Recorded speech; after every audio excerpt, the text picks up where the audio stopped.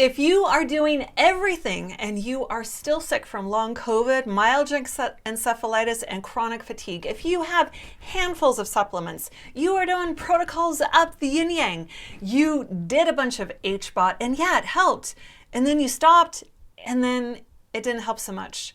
Or maybe you had that classic long COVID situation where you felt so good, you were doing so much better, so you went for that hike and now you've crashed again. Maybe you found that there are some medications that help. Low-dose naltrexone has been a miracle for you. You're one of the lucky people where when you get that inflammation down, you feel better, but you've plateaued. And if you go on a higher dose, you feel worse. And if you go lower, you feel worse. And you're just still not back to you yet. There are two reasons I find that when people are stuck in their healing journey that we need to look at. One is the nervous system and the limbic brain. If you're stuck in limbic dysfunction and autonomic nervous dysfunction, it can really trigger a whole cascade of effects in your body. And no matter how much you're trying to throw sand down to stop a flood coming, you still have the flood of inflammation coming. And there are very well-known physiological vicious cycles. I go into that in other videos. I'm going to go into the second cause today, which is your gut just isn't there yet. You need to work on your digestion. And I'm not just talking about cutting out gluten or dairy or something like that. That may be on the list, but it's deeper than that. There is such an intricate piece of your digestive system that is critical for your health. And as a naturopathic doctor, I'm so happy to talk to you about this because we've been proselytizing the power of the gut for decades. But the thing that is really fun and fascinating for me is that we now know why we said it. We have so much research behind what we're talking about. Your immune system is in your gut. Your neurotransmitters are in your gut. And if your gut is leaky or out of balance, you're eating the wrong foods for you, then you're not going to be able to heal. We now know that those of us who were impacted by COVID in a way that actually impacted our gut in a bad way. Well, let me back up and say this in two different ways. The association between long COVID and gastrointestinal problems is twofold. One, some people are more likely when they get acute COVID to have gastrointestinal symptoms. I know I was one of those. I got the diarrhea, the kind of, I don't feel so good in my stomach thing. Not everyone gets that. The second piece that has been really well established in the literature is that those of us that had any kind of dysbiosis, any kind of altered microbiome in our gut when we got COVID are way more likely to get long COVID. So you can begin to see that there is something going on here between the gut and long COVID. And we also know that from decades of research and big review studies that the likelihood of having irritable bowel syndrome, which is when you have either diarrhea or constipation or alternating diarrhea and constipation for no friggin' reason, is highly, highly, highly associated with all of us that have myalgic encephalitis or what used to be called chronic fatigue syndrome. So this gut, along with these fatigue patterns, is super clear. We also know that the gut and the brain are essentially the same thing. They are communicating between each other all the time, sending messages. And if one is inflamed, the other is inflamed. You may know from watching some of my other videos that that your brain is inflamed if you're experiencing brain fog. So if you have brain fog and brain inflammation, you probably have some inflammation in your gut too. So we're going to talk about that today. What is it that you can do about this so that you can start feeling better? I know that for myself, when one of the reasons, one of my setups and why I got long COVID was because when I got acute COVID, I was in the Dominican Republic and I had been sick for 72 hours with a gastrointestinal illness from food poisoning. And it was at that time that I got exposed. It was a brilliant setup for me to get long COVID. And I can also tell you in my own personal healing journey that when I really sat down and just focused on my digestive system, it has given me that stability, that place where I feel like I have some firm ground to stand on. Do you know what I mean? Like something firm right there that I can stand on, where I can then support myself and start building and increasing my health and my vitality. And that's what I want for you too. If you still feel like you're on a slippery slope and a downslide, we got to stop that. There are 4 steps for you to take for you to get that gut to work again so that it can support you in having the immune system you want to have, having the energy that you need to have. So the first one is avoiding the food allergens for you. What do I mean by that? You can go on the internet and find a whole bunch of different people telling you exactly how you should eat, like the miracle diet. Truthfully, there's no diet that is perfect for everyone. We are each unique in terms of our biology, in terms of our cultural beliefs, in terms of our age and our gender. And what is good for you now may not be the ideal diet for you in 10 years or 10 years ago. I know it's changed for me. So having some flexibility here is going to be the smartest way to stay well. Food allergens are something where a food that you eat causes some sort of immunological reaction inside of your gut, and it leads to a pro-inflammatory state. If you have long COVID, myalgic encephalitis, chronic fatigue, you're already inflamed. It's like you already have, let me just talk about forest fires because I live in the Pacific Northwest. If you have a situation where it is 105 degrees outside, there is a high level wind, it is super windy, and it has been dry for 2 months, then you have what is called kindling everywhere in the forest. It does not take very much to light, just takes the tiniest spark, takes a lightning, one shot of lightning, somebody dropping a cigarette, something to just spark a massive fire, and everything takes off. Same thing in your body. You are already primed, you are already in an inflammatory state. Maybe your body's already raging with a fire, or maybe it's down to a murmur, but either way you are vulnerable. So you may have foods that you've been eating your whole life that were not a problem, and now they are a problem, and they're causing increased inflammation, which adds to this vicious cycle that we keep hearing about over and over again in these complex chronic disease states, where you have vicious cycles where you need to step in and stop that vicious cycle so that you can get your energy back. Food allergens can be, it can be challenging to figure out which food allergens are the ones that are triggering you. And I'm just going to be honest about that. I don't want to tell you this is an easy fix because it isn't. It actually is something that takes a dedicated amount of time and focus for you to take care of. I'm going to give you my 2 cents on food allergy testing, the best way to rule in and rule out food sensitivities, what are some of the most common ones, and what I would recommend for you. So just so you understand my background, I've been a clinical naturopathic physician for decades, and I used to do food sensitivity testing in my clinic. I was known for it. I got a really booming practice from people coming in, and I call it the machine that goes beep. And I got fantastic clinical results from it. I always told my patients that there's no test that is 100% accurate, and that included the test I gave.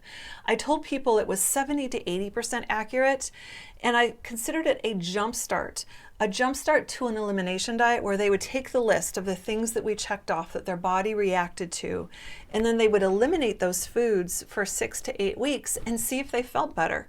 If they didn't feel better, then there were 2 issues. One, there was something else we needed to look at in their body, like the foods just weren't that big of a deal. Or 2, we missed the foods on the test. It was that 20% where it just didn't work. If they did feel better going off those foods, then they had the choice to stay on the diet for a while or to start reintroducing the things they miss the most, like chocolate or eggs or whatever it is, whatever their thing is. And I taught them a very specific way to begin to challenge their body to see if they had an inflammatory reaction to it or not. And then they knew what that food did to them. So I'm going to give you a couple shortcuts here, though. From all of my years of experience, I can tell you that there are what I call the top tier and the second tier food allergens. Okay, so the top tier food allergens for most people out there are no shock and surprise to most of us at this time. Gluten, dairy, sugar. Those are huge ones. Those are like top tier, super high, likely to get you to react types of things. Second tier, eggs, corn, soy. Those things are definitely the second tier. I'd also say that the other super inflammatory ones can be things like nightshades, all the delicious tomatoes, potatoes, eggplants, peppers, all of those. People who have joint pain tend to be more sensitive to those.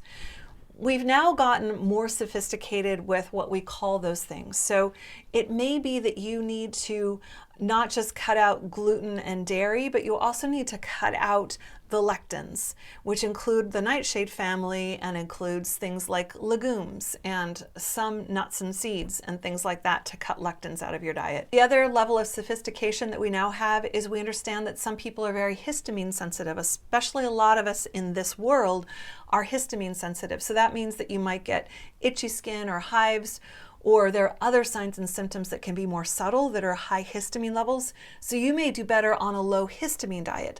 All of these things are really important for you to pay attention to when you're talking about going in and healing your gut. So avoiding your food allergens, figuring out what the perfect diet is for you right now is key.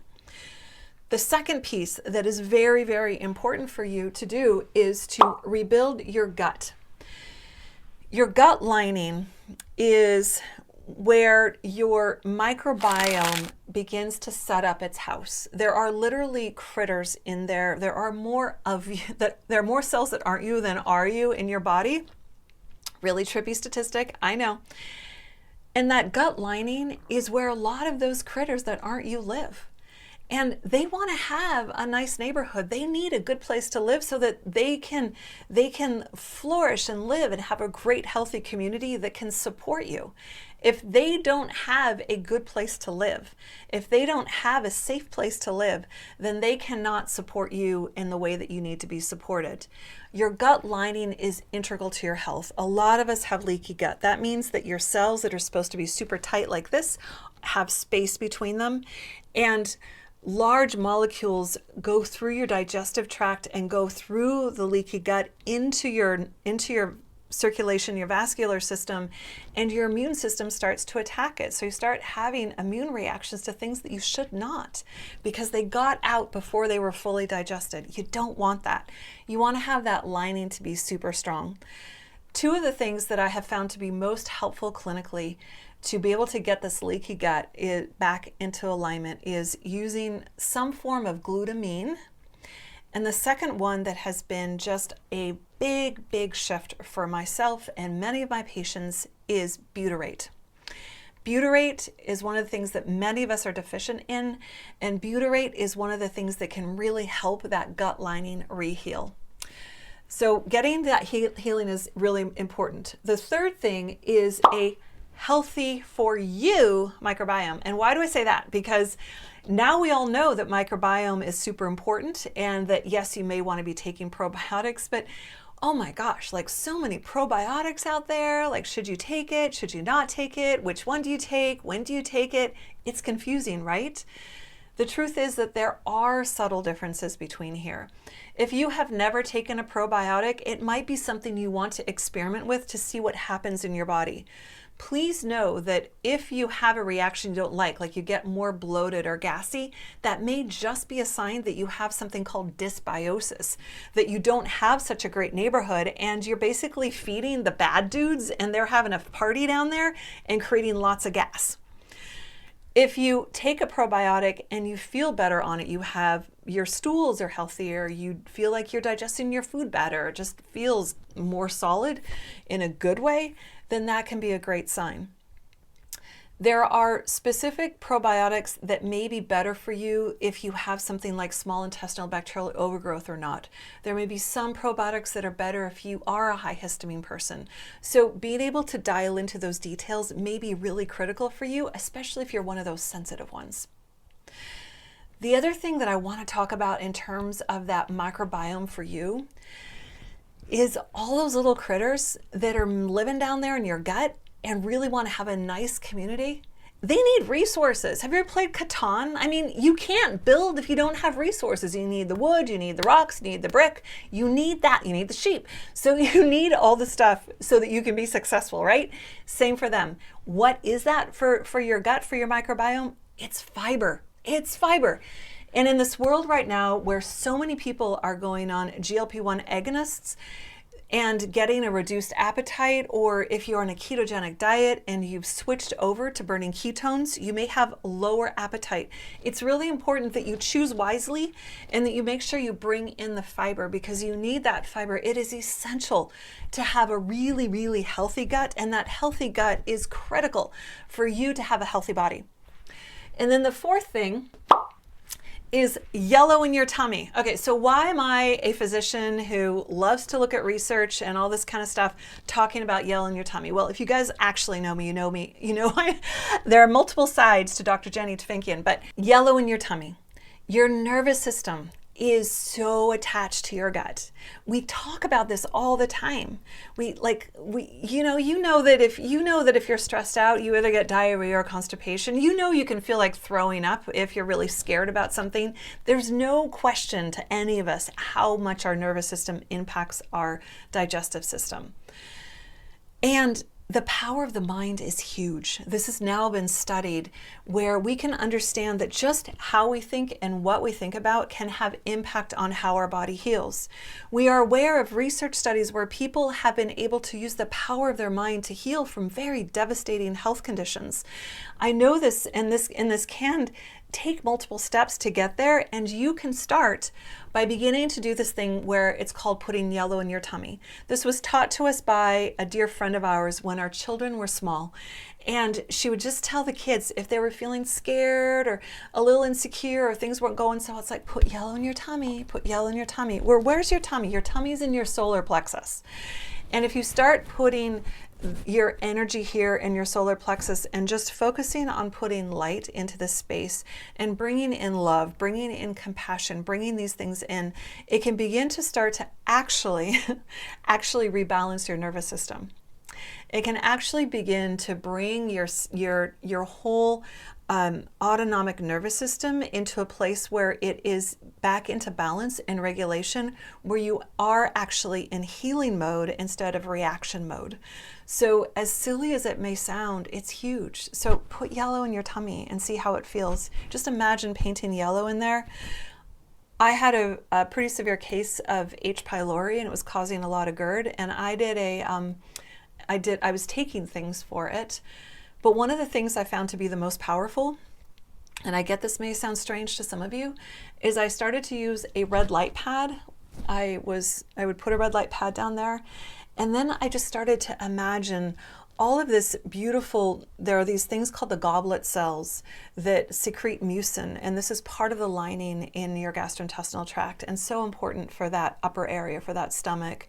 And I just imagine those goblet cells just being so healthy and so vital and just secreting all this nice mucin, and I just sent it all this love and this light. At the same time, I had the biochemical impact of the red light on that area. And I swear, it was the thing that turned my case. That was the thing that helped me. So I recommend that you start using the power of your mind to allow your body to heal. The biggest challenge I see people having with doing this kind of stuff, it's a couple pieces, right? So first of all, I just gave you a ton of information, right? And you may be on overwhelm overload. If you are, let me know in the comments so that I know to back off next time for you. The second thing is that you're tired. And so thinking about doing all this stuff sounds exhausting, and it sounds like too much. Here's what you need to do for this. You need to set yourself up for success. You know what you can do or can't do. Don't expect yourself tomorrow to go out and cut out all the foods that you might be sensitive to. You need to understand what that list is of things that you're going to avoid, what you're going to eat instead, and how you're going to handle crisis situations, like you're out at a friend's and they're serving you spaghetti and you don't eat pasta. What are you going to do in those situations? So plan ahead. And most importantly is get the support that you need. Some of us are doing really well and can make our own food plans and go shopping. Others of us are in bed or on the couch and can't do that. So who can you bring over to help you? Is it a friend, a family member? Are you going to pay somebody? What is it? But figure out your steps to success and figure out what you can handle today and what you're going to do tomorrow. And then the third big block I see people here is to remember when I talked about that other thing that can block your healing process, that limbic brain dysfunction. That limbic brain, it's there to protect you. It's in your subconscious mind. It wants to keep you so safe and well. And it's saying, you know what? You're feeling there's something going on. I don't feel like it's safe out there. And it is throwing off signals of pain and fatigue and all this stuff and making you want to go hide and making you want to stay the same. And it's triggering inflammatory mediators in your body like interleukin-1, which makes you feel depressed, and interleukin-6, which makes you feel anxious. And you are becoming more isolated and less social. And it definitely does not want you to change. Your limbic brain wants you to stay right where you are, because as crappy as you feel right now, it's a known crappiness. And when you are feeling the way you are, it's hard to take a risk. It's hard to change. It's hard to do anything. And it's called resistance. So if you're feeling resistance, if you're critical of what I'm saying, if you're critical of yourself, that's resistance. It could just be your own beautiful limbic brain trying to protect you. So go ahead, in terms of what to do next, go ahead and look at this list. Make sure you're doing these things here and you're utilizing all the resources below. Give this a thumbs up if you like it. Share it. Give me your comments. I love to hear from you.